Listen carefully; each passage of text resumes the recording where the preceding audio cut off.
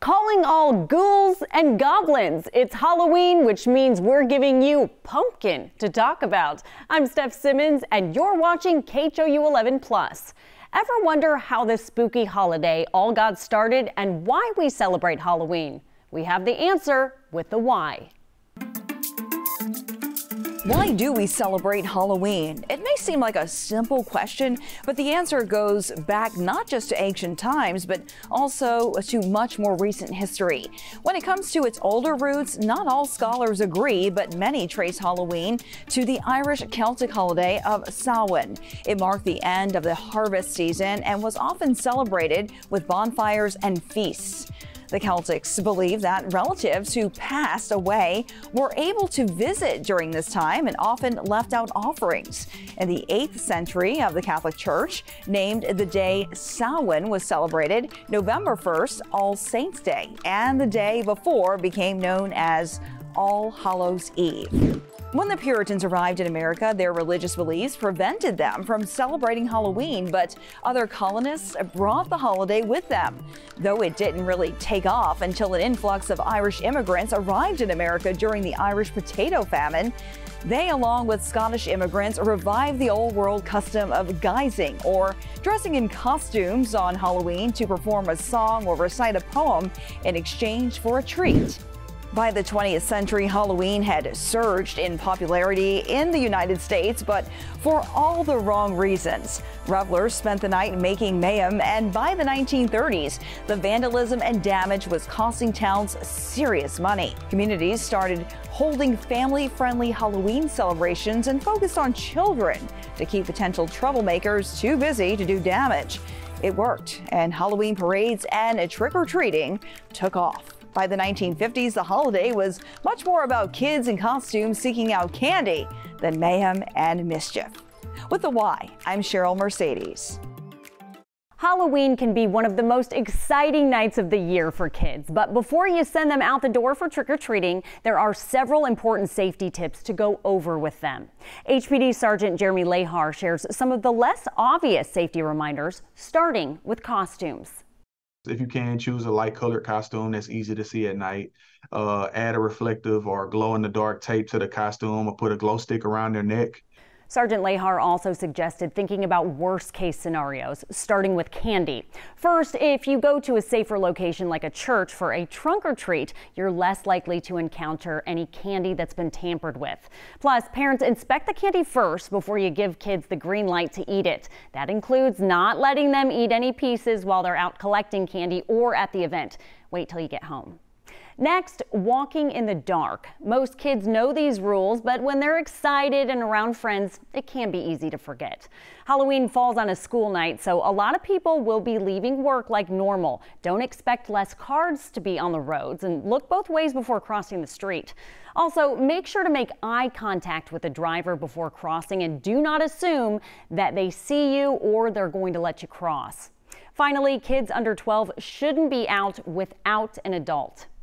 Last but not least, have a talk with your kids about stranger danger. Some adults may be dressed up pretending to be kids, and they may tell your child to come with them because they know where the best candy is.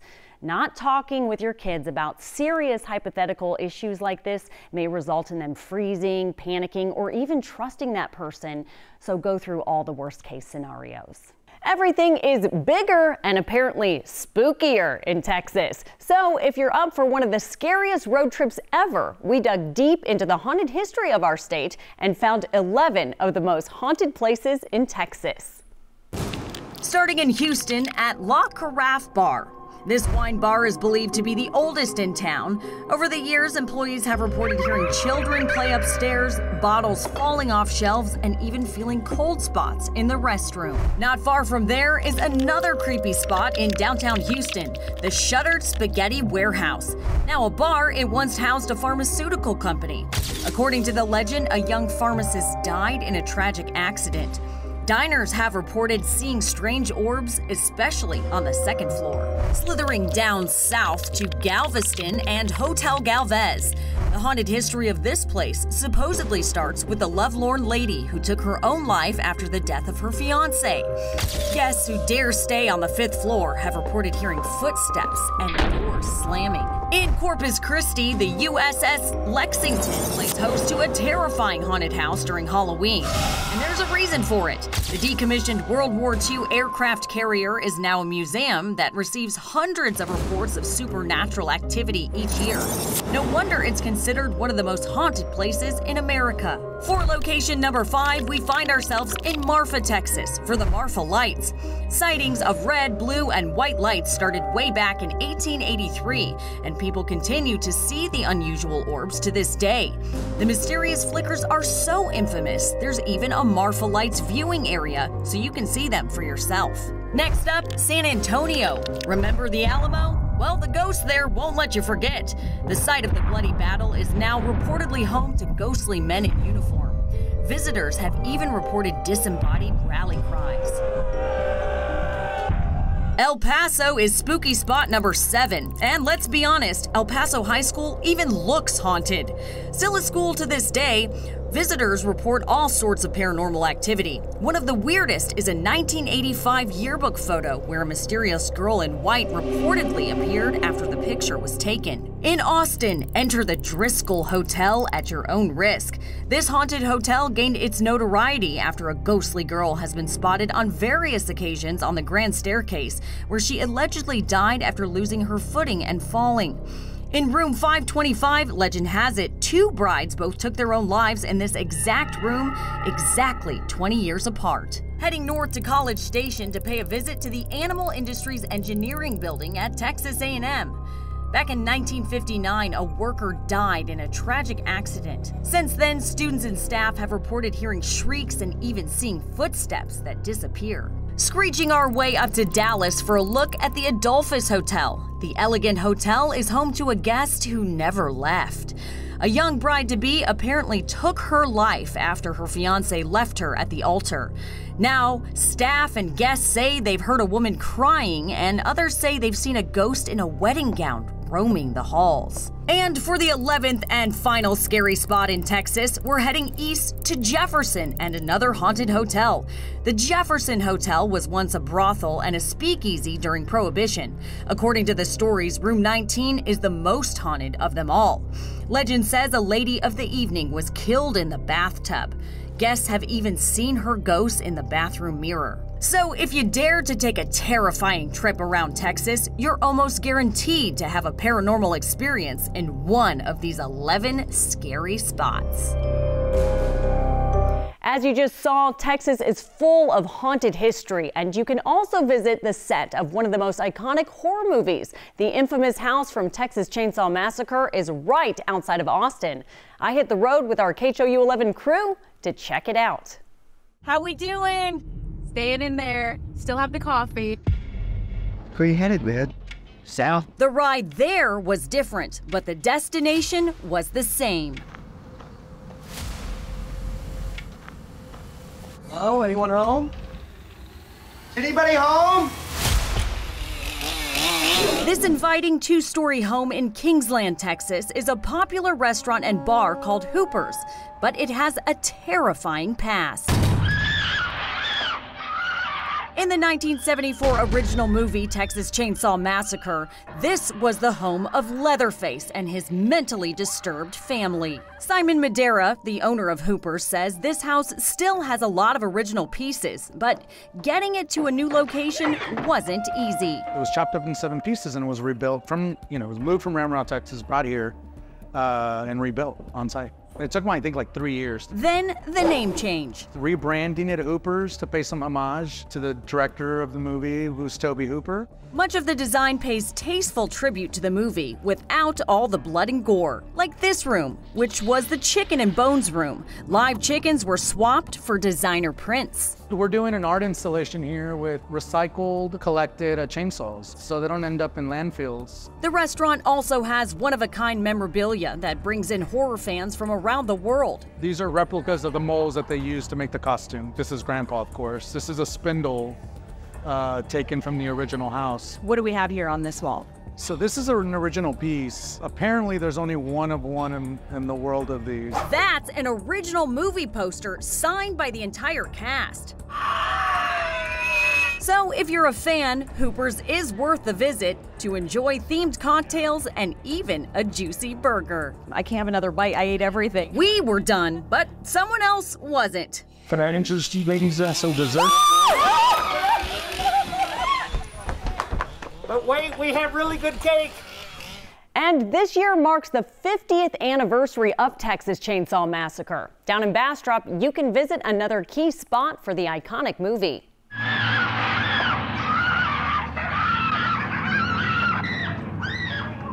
5 decades later and still a slashing success. The 1974 Texas Chainsaw Massacre is regarded as one of the best and most influential horror films of all time. The film industry is an exciting industry. When film projects come, it's like the circus coming to town.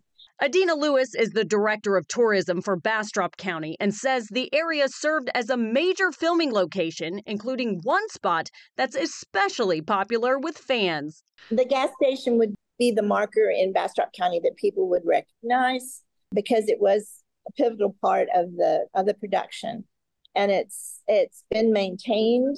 It's now open as a barbecue restaurant with a little gift shop connected to it. They actually have some little cabins in the back where you can stay on the property. So it's kind of a quirky little fun little place to be. For fans visiting the area to celebrate the film's 50th anniversary or any time, Bastrop County has a film trail so people can easily visit locations where their favorite scenes were filmed. We were declared by the Texas legislature the film hospitality capital of Texas. And I think we started earning that designation back 50 years ago. An honor that started with Leatherface and his terrifying chainsaw. It's interesting how some movies can just captivate a group and keep them. And Chainsaw Massacre is one of those that has a big following. Go big or gourd home. That seems to be the vibe of one West Houston couple this Halloween. Their neighbors have been emailing us to let us know about their epic display. We had to check it out ourselves. So we sent our Amanda Henderson to the pirate ship, bringing joy to an area with a tough past. I don't care who I have to cut down. Halloween decorations are going up all across Houston, proving once again there's really no time quite like the holiday season. I remember when I was a kid and I would, there was that one house, right, that you would go to and it really left an impression on you. And we're hoping to be that one house. On Jake Massell and Braxton Kirwan Street, you'll see standard and unique decorations. Here behind me, I got a 40-foot pirate ship. Jake and Braxton have been planning this design since June while traveling to their wedding. We were waiting for our next flight and we started looking at ideas for Halloween, and I said, what if we did pirates? The idea quickly turned into an authentic, life-size pirate ship, complete with a captain, cannons, treasure chest, and a few surprises. They'd have the sights, the sounds, even the smells from the wood, and that would really give them an authentic experience. Their family even flew in to help, everyone putting in 8-hour days over the past week to make it all happen. Who doesn't want to build a pirate ship once in their life? The couple has done themed decorations for the past few years, a tradition they feel is important to continue after moving to Houston in 2021. This particular neighborhood was hit really hard during Harvey. The couple's neighborhood sits right next to Buffalo Bayou. When you're having to decide between putting a new kitchen in your house from the flood or you're choosing to decorate for Halloween, well, the kitchen's going to win. It's why when you roll up to the couple's home, they hope everyone gets some joy out of what they've created. They're really excited about it. Halloween is the season where scary movie enthusiasts live their best lives with no shame. But why do some people like to be scared? Sherman Chow has the answer. Why do some of us enjoy being scared? Fear is an incredibly important human emotion. Often, it can be what keeps us alive. But as any scary movie enthusiast can tell you, fear can also be fun. According to the Cleveland Clinic, there is a good reason some people spend all October bringing on the horror. It lets us enjoy the physical rush of being afraid while still knowing we're safe. Fear triggers a chemical reaction in the body, releasing adrenaline, endorphins, and dopamine. We can experience the euphoria from the rush of all those chemicals without the stress of, say, trying to outrun a tiger. It's also why children often don't like scary content. They are less likely to know it's not real. According to psychologists, it can also be a form of catharsis. We've all been in social situations that can trigger a fear or stress response, but we're not allowed to show it. Well, say you get in trouble at work. Your body may be telling you to cry or scream, but socially, that would be unacceptable. Meanwhile, in a haunted house or on a roller coaster, those responses are expected, allowing us a socially acceptable chance to release those emotions. Scary stories also let us explore stressful situations in a safe space. The Cleveland Clinic uses the example of COVID-19. In the early days of the pandemic, one of the most popular movies on Netflix was Outbreak, a story of a deadly virus spreading in a small community. By the end of the movie, the virus is stopped, the bad guys are punished, and the good guys win. It allowed us to deal with the stress of current events while reassuring us that everything would eventually be okay. With the Y, I'm Sherman Chow. And scary movies tend to get the heart rate going, but health experts say that could be dangerous. So I got Ron Trevino to join me on a test to see what happens to your heart rate when you watch scary movies. Take a look. An unexpected jump scare. It's all part of the fun leading up to Halloween. They came back. They didn't stay dead. But scary movies may not be good for everyone. We know that with those surges, there's some people out there who do have high blood pressure, for example, or have coronary artery disease. That could mean the difference of, having them have some sort of event or, need to be admitted to hospital. Dr. Higgins, a cardiologist with UT Health, explains the science behind the adrenaline and how it impacts us. There's also a thing called stress cardiomyopathy.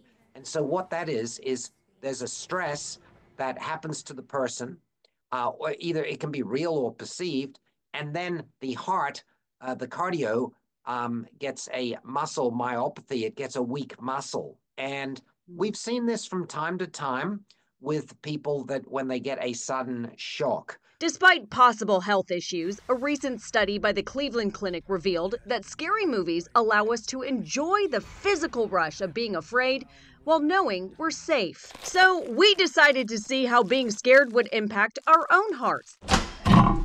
My resting... 85. Mine's 82. Ron and I both used a heart rate monitor while watching The Conjuring, which is a highly rated scary movie noted for its startling scenes. All right, here we go.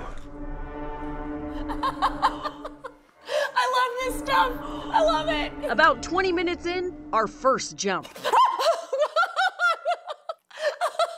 told you there were some scares.